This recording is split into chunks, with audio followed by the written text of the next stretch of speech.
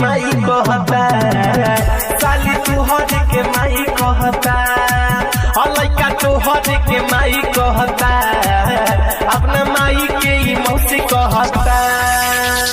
वही दिन से खोजताटे रोता चिल्लाता, वही दिन से खोजताटे रोता चिल्लाता, तुझा सबके मुस्काई कहता, साली तुहर के माई कहता, अपना माई के ही मौसी कहता, लइका तुहर के माई कहता, लइका तुहर के माई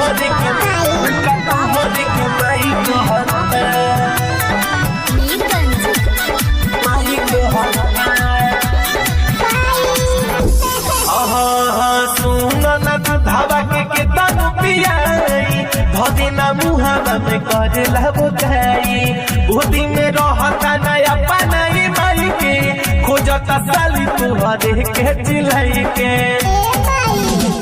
सुना ना तू धावा के तनु पियाई भदिना मुहावा में करला बुझाई, बुद्धि में रहता नया पनाई माई के, खोजता साली तुहरे के चिल्लाई के।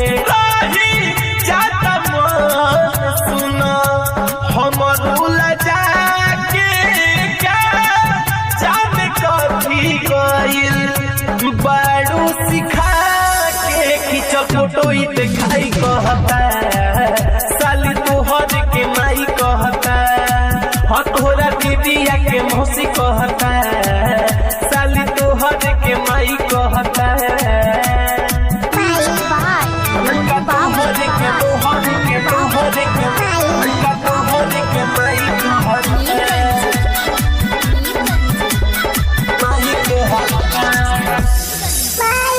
करत रही माना जनिए तना खिलाब, माई माई कहे के नया हाथ लगाब, मनलू ना बात तू कैलू है कामा, कहेला दिसी राजे जब तहर नामा।